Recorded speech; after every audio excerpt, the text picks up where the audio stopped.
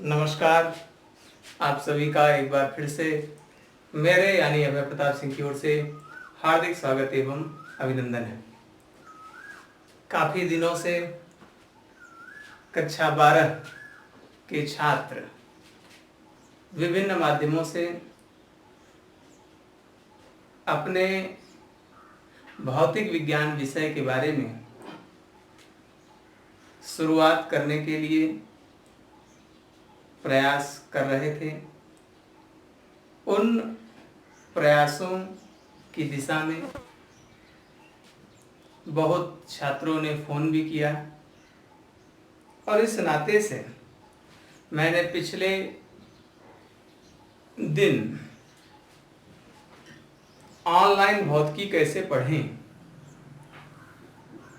इस विषय पर एक वीडियो डाला था। भौतिक विज्ञान एक विस्तृत पाठ्यक्रम वाला विषय है जिसमें बहुत सारी चीज़ें आपको पढ़नी, समझनी, लिखनी भी हैं और हम व्यवस्थित तरीके से कैसे पढ़ें, उन सभी को कैसे समेटें, सभी बातें हमारे नोट्स में उपलब्ध हो जाएं, हमारे ध्यान में आ जाएं, इन सभी बातों को उसमें बताया गया है, उन पर विस्तृत चर्चा की गई है। और उसी दिशा में हम लोग आज अपने कक्षा 12 के चैप्टर विद्युत आवेश व विद्युत क्षेत्र को शुरू करने वाले हैं। मैं बताऊं आपको, कक्षा 12 का NCERT पाठ्यक्रम अगर हम लेकर चलेंगे तो पाठ के नाम लिखे हुए नाम से भिन्न हो सकते हैं। वह कई चैप्टर्स को एक में समेटकर चलता है, एक में समेटकर चला जा सकता है, लेकिन विषय वस्तु बहुत लंबी हो जाएगी। इसलिए हम लोग जो NCERT का पाठ्यक्रम है उस पाठ्यक्रम को लेंगे, उसकी विषय वस्तु को लेंगे, लेकिन हम अपनी सुविधा के अनुसार उसके विभाजन करके पढ़ेंगे। कहने का अर्थ यह कि हो सकता है उसमें यह नाम न हो चैप्टर का, इस नाम से पहला चैप्टर न हो, लेकिन हम सुविधा के लिए अपने चैप्टर को इस नाम से पुकारेंगे। हम अपने चैप्टर की शुरुआत यहां से करेंगे। सभी विषय वस्तु आएंगी, पाठ्यक्रम का हर एक हिस्सा NCERT से लेकर कंप्लीट किया जाएगा। नाम चैप्टर्स के बदल सकते हैं, क्यों बदलना चाहिए, क्यों बदले गए हैं, सुविधा की दृष्टि से। चलिए, जैसे जैसे आप पढ़ेंगे आपको हर एक टॉपिक के बारे में, हर एक शब्द के बारे में, है ना, सूत्र, नियम, निगमन के बारे में, सवालों के बारे में धारणा बनती जाएगी और यह धारणा, मजबूत धारणा, आपको भौतिक विज्ञान को समझने में सहायक होगी। चलिए, ज्यादा चर्चा न करते हुए हम लोग अपने चैप्टर पर आते हैं, जिसका नाम है विद्युत आवेश व विद्युत क्षेत्र, electric charge and electric field. ये हमारे चैप्टर का नाम है। जब आप लोग भौतिक विज्ञान की नोट्स बना रहे हों तो उसमें प्रथम अध्याय के रूप में विद्युत आवेश व विद्युत क्षेत्र इस नाम से हेडिंग डालेंगे। तो सबसे पहले हम आज शुरुआत कर रहे हैं, तो समझने का हिस्सा ज्यादा है ना। हो सकता है लिखाने का हिस्सा कम हो, समझाने का ज्यादा हो। शुरुआत है, ज्यादा समझना ही पड़ेगा। मैंने कहा था जो महत्वपूर्ण तथ्य होंगे केवल उन्हीं को मैं लिखूंगा, अन्यथा मैं बोलूंगा और आप उसे सुनकर हेडफोन के माध्यम से अथवा ईयरफोन के माध्यम से ध्यान से सुनकर जैसे क्लास में नोट करते थे वैसे ही नोट करते चले जाएंगे। ठीक है ना। चलिए, सबसे पहले मैं आपको बताऊं, परमाणु के मूल कण मैं अपनी बात यहां से शुरू करता हूं। परमाणु के मूल कण, अभी लिखने का प्रयास नहीं, चैप्टर का नाम लिख दीजिए बस। अब केवल समझिए ये आवेश क्या होता है, इसमें कौन सा गुण होता है ना।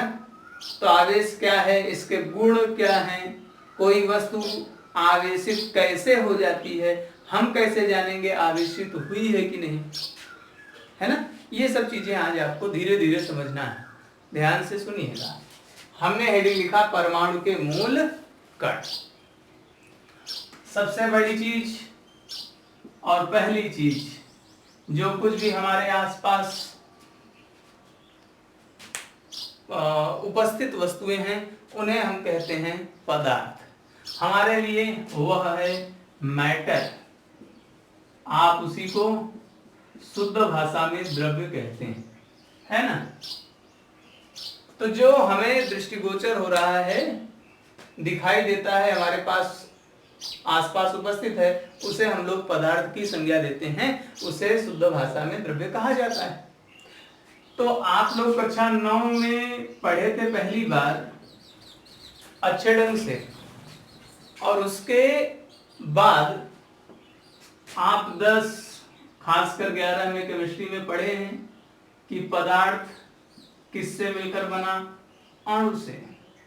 अणु किससे मिलकर बना, परमाणु से। और एक समय आया जब कहा गया परमाणु के विभाजन 3 है, परमाणु खुद भी छोटे छोटे कणों से मिलकर बना है, जिनमें आया नाम इलेक्ट्रॉन, प्रोटॉन और न्यूट्रॉन का। ये चीजें आप पढ़ चुके हैं, इसलिए मेरी जो बात है वह आपको समझ में आ रही होगी। ध्यान से सुनिएगा, चैप्टर शुरू हो रहा है ना। मेरे लिए भी अंदर से हर्ष का विषय है, हर्षोल्लास तो है ही, शुरुआत हो रही है। जैसे किसी का घर बनना हो और जब उसके घर की नींव पड़ती है ना, तो उसके अंदर का एक अलग सा हर्ष, उल्लास, उत्साह रहता है, वैसे मेरे अंदर भी है, आपके अंदर भी होगा, है ना। चलिए, तो जो कुछ भी हमारे आसपास उपस्थित है हम उसे पदार्थ की संज्ञा देते हैं। पदार्थ किससे मिलकर बना, शुरुआत में पदार्थ के टुकड़े किए गए, है ना। कोई भी जैसे छोटा सा टुकड़ा, ईंट का भी टुकड़ा हो सकता है। आपको एक कहानी सुनाऊं मैं। एक बार महाभारत का युद्ध समाप्त हो चुका था, श्री कृष्ण भगवान के पौत्र जिनका नाम प्रद्युम्न था, तो वो स्त्री का वेश धारण करके और पेट में मूसल बांधकर गए एक ऋषि के पास। उन ऋषि के बारे में एक कहावत थी, एक बात बहुत प्रसिद्ध थी, प्रचलित थी, कि वो ऋषि देखकर, गर्भ देखकर बता देते थे कि इस स्त्री को लड़का होगा अथवा लड़की होगी, है ना। सोनोग्राफी वाला सिस्टम, एक तरीके से लड़का होगा अथवा लड़की, इसका अंदाज लगा लेते थे देख के, दूर से देख के। तो श्री कृष्ण भगवान के जो पौत्र प्रद्युम्न, वो मूसल बांध के गए। जो गए वहां, तो ऋषि से उनके साथियों ने पूछा कि हे मुनिवर, इस स्त्री को क्या होगा, लड़का होगा अथवा लड़की होगा। तो मुनि ने ध्यान लगाया और ध्यान लगा के कहा, समझ लिया कि ये कौन है, कौन बन के आया है, किस रूप में आया है, हमको परेशान करने के लिए आया है। तो उन्होंने कहा जो कुछ भी होगा वह तुम्हारे वंश का नाश करेगा, वंश के नाश का कारण होगा। बहुत चकित हुए, माफी मांगी, लेकिन बात चूकी निकल चुकी थी, श्राप मिल चुका था। अब वो लोग आए घर पर और उस मूसल के बहुत छोटे छोटे टुकड़े किए, बहुत छोटे छोटे टुकड़े। वो छोटे छोटे टुकड़े नदी में, जो भी वहां रही होगी उस समय, प्रवाहित कर दिए। एक समय आया जब लोग वन विहार के नाम पर घूमने टहलने के नाम पर समस्त यदुवंश उसी नदी के किनारे गया। जब नदी के किनारे गया तो मदिरा सेवन के कारण एक समय आया जब दो पक्षों में लड़ाई हो गई। कुछ लोग एक पक्ष से हो गए, कुछ लोग दूसरे पक्ष से। लड़ाई के लिए साधन न होने पर वहां पर नदी किनारे उगे उन्होंने कुछ जैसे खरपतवार टाइप में होते हैं वही उखाड़े, और कहा जाता है कि वह मूसल के कण ही खरपतवार के रूप में जमे हुए थे। उसी से युद्ध होता है, यदुवंश समाप्त होता है, और कहा जाता है कि उसी से एक तीर बनाकर एक शिकारी श्री कृष्ण भगवान के पैर पर मारता है शिकार समझ के, वो भी खत्म होते हैं। तो तात्पर्य यह है कहानी का, केवल एक छोटी सी बात, कि जब वह मूसल के बारे में पता चल गया कि यही हमारे वंश के नाश का कारण होगा, तो उन्होंने उसको खूब बारीक कूट कर पीस कर फेंका। तो वो जो टुकड़े हुए, छोटे छोटे टुकड़े हुए, उन्हीं को समझिए आप क्या, अणु। खोजे आगे बढ़ी, अणु के भी अंदर क्या है लोगों ने खोजा और बताया परमाणु है। श्रेय जाता है डाल्टन को, और आप जानते हैं डाल्टन ने 1808 में परमाणुवाद के बारे में बताया था। उन्होंने कहा था पदार्थ छोटे छोटे कणों से मिलकर बना होता है जिसे अणु कहते हैं, और उसके भी आगे उन्होंने कहा अणु स्वयं भी छोटे छोटे कणों से मिलकर बना होता है जिसे परमाणु कहते हैं। समय की गति आगे बढ़ी, 1886 का समय था।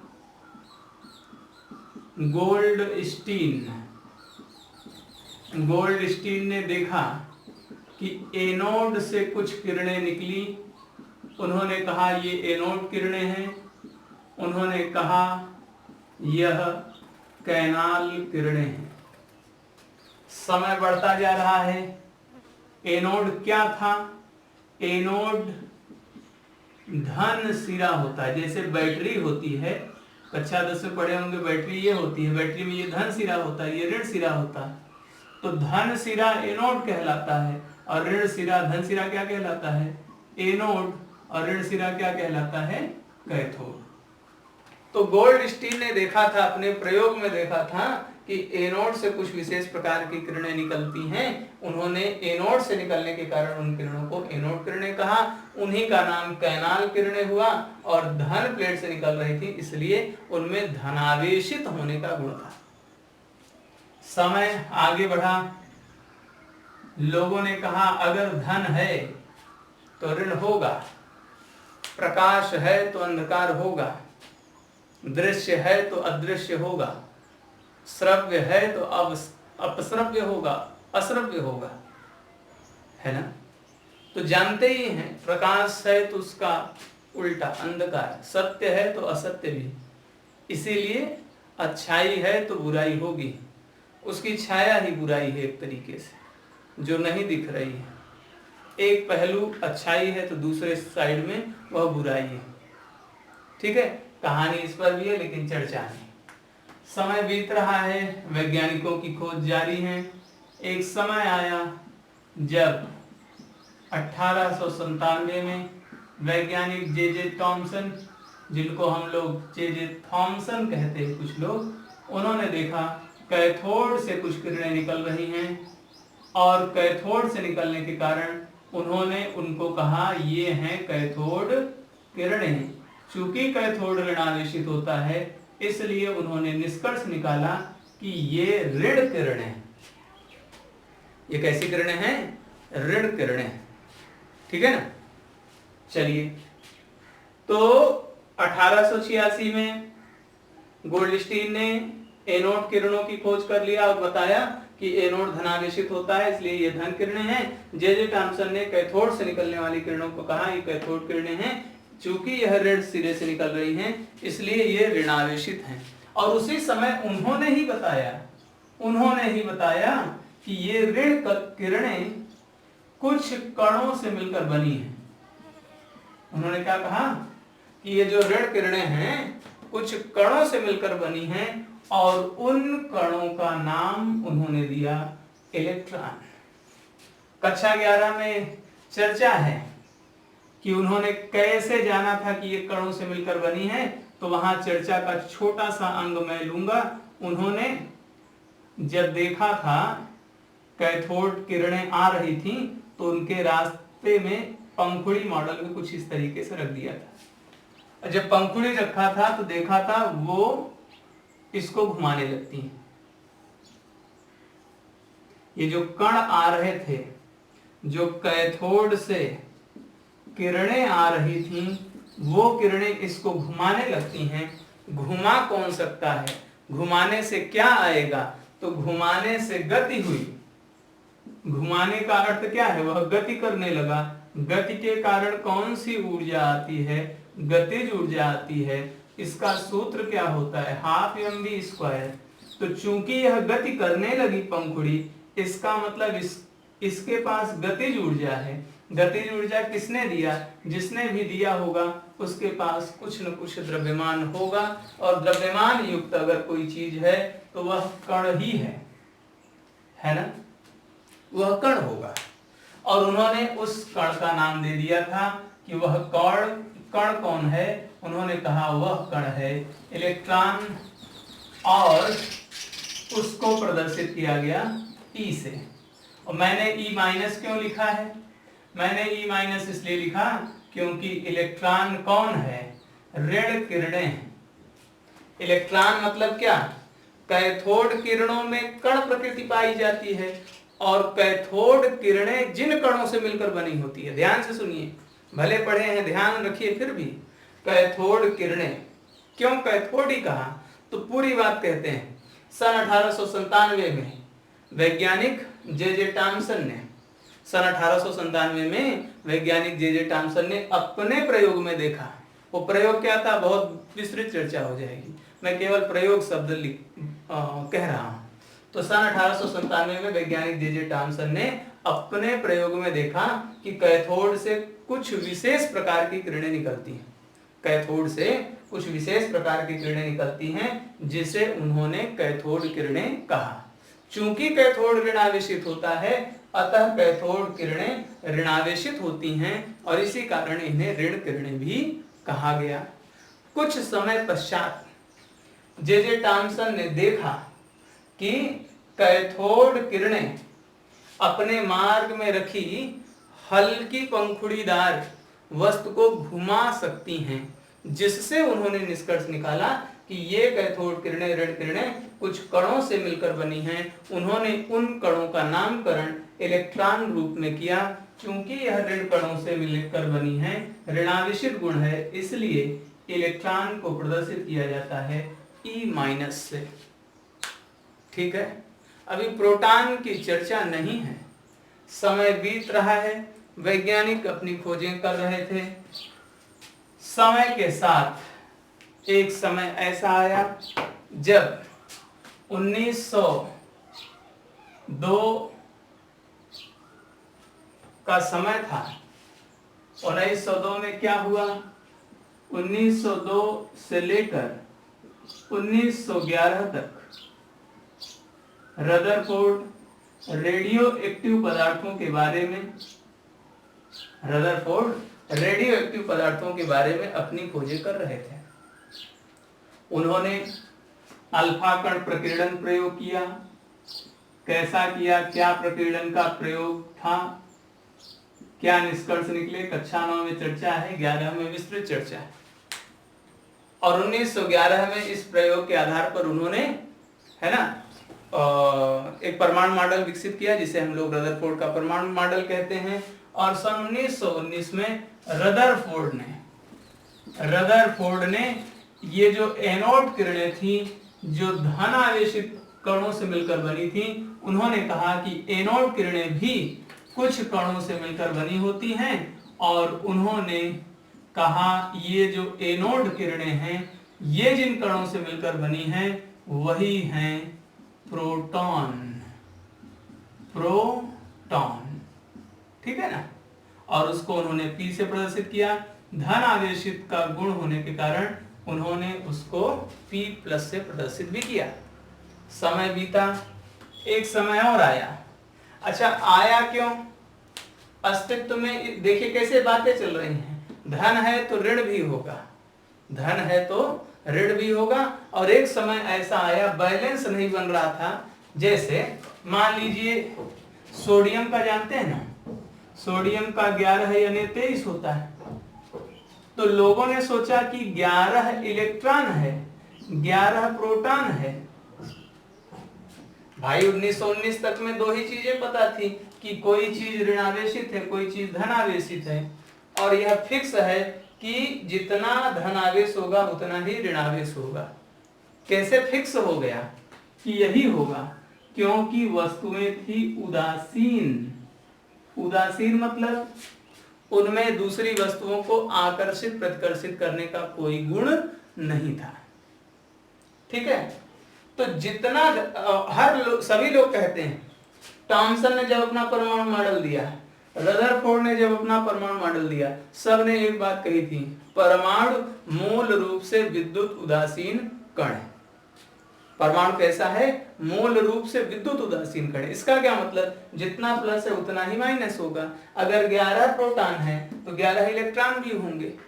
लेकिन जब भार लेते थे लोग, इसका वजन करते थे, तो भार इस प्रोटॉन और इलेक्ट्रॉन, 11 प्रोटॉनों का भार ले लिया जाए, 11 इलेक्ट्रॉनों का भार ले लिया जाए, लेकिन फिर भी भार बहुत ज्यादा आता था।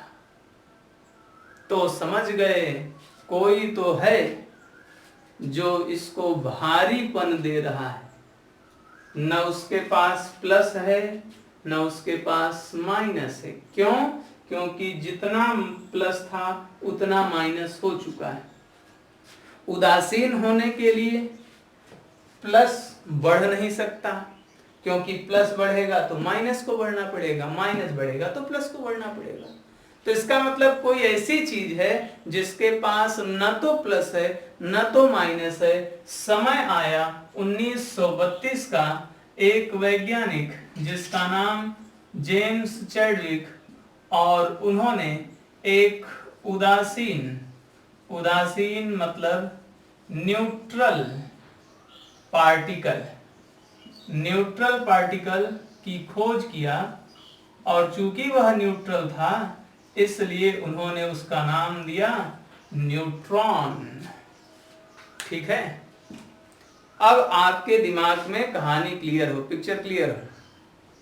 सभी वस्तुएं जो भी हमारे आसपास मौजूद हैं, द्रव्यमान युक्त हैं, उन्हें हम कहते हैं पदार्थ।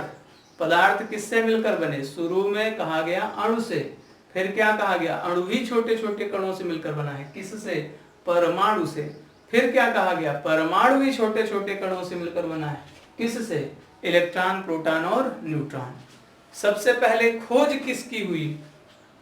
खोज तो प्रोटॉन से संबंधित तथ्यों की हुई। नामकरण प्रोटॉन का बाद में हुआ। नामकरण प्रोटॉन का किसने किया? रदरफोर्ड ने 1919 में। इलेक्ट्रॉन की खोज प्रोटॉन के संबंध वाली खोज के बाद ही हुई थी। लेकिन प्रोटॉन शब्द इस्तेमाल नहीं हुआ था। एनोड किरणों का इस्तेमाल सबसे पहले हुआ, फिर कैथोड किरणें, और उसी समय उन्होंने इलेक्ट्रॉन का नामकरण भी कर दिया गया। ठीक है ना? तो नामकरण की दृष्टि से देखें तो इलेक्ट्रॉन का नामकरण 1897 में किसने किया था? जे टॉमसन ने। प्रोटॉन का नामकरण 1919 में किसने किया था? रदरफोर्ड ने। और तीसरे उदासीन कण की खोज 1932 में हुई। किसने किया? चैडविक ने किया, है ना? ऐसे सिस्टम था। चलिए, अच्छा एक बात और आपको बता दूं, सब में देखिए इलेक्ट्रॉन ओयन शब्द है, यहां भी ओयन है, यहां भी है। तो जो न्यूट्रल है उसमें NeUTR ले लिया गया।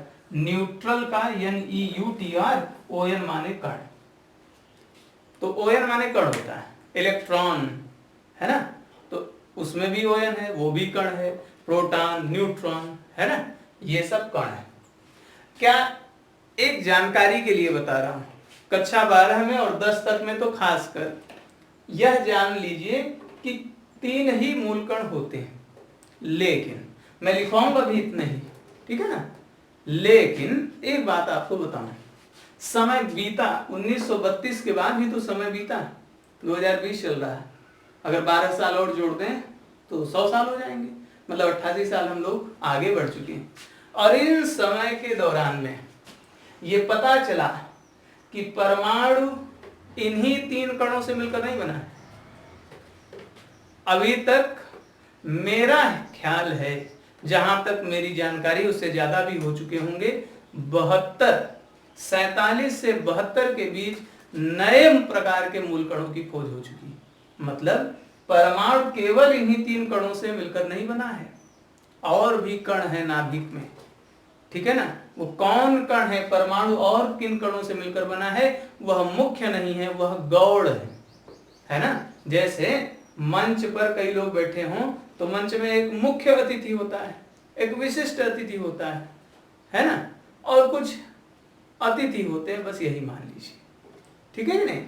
तो उसमें गौड़ अतिथि मान लीजिए उन सबको, एक मुख्य है, बाकी सब गौड़ ही हैं। तो परमाणु 3 प्रकार के मूल कणों से बना हुआ माना जाता है ना।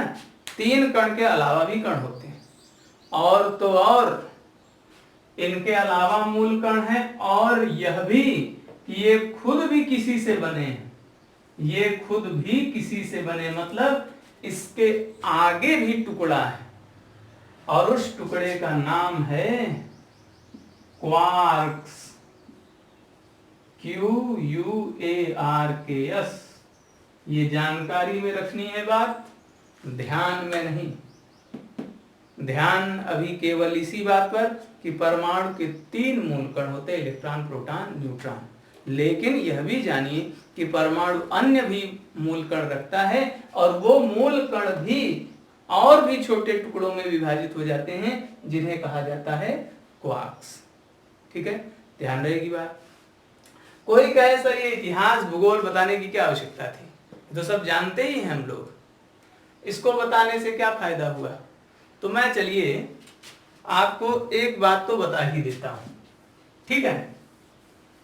इतना तो जान गए ना कि सभी पदार्थ किससे मिलकर बने हैं, अणु से, अणु किससे मिलकर बने हैं, परमाणु से, और परमाणु छोटे छोटे कणों से मिलकर बना है, जिन्हें मूल कण कहा जाता है, और उनकी संख्या मुख्य रूप से 3 है, इलेक्ट्रॉन, प्रोटॉन, न्यूट्रॉन। इलेक्ट्रॉन को E- से प्रदर्शित करते हैं, प्रोटॉन को P+ से, न्यूट्रॉन को N0 से। यह ऋणावेशित कण है, यह धनावेशित कण है, यह उदासीन कण है। इनकी खोज किसने कब की, यह बात ध्यान में रहेगी, है ना।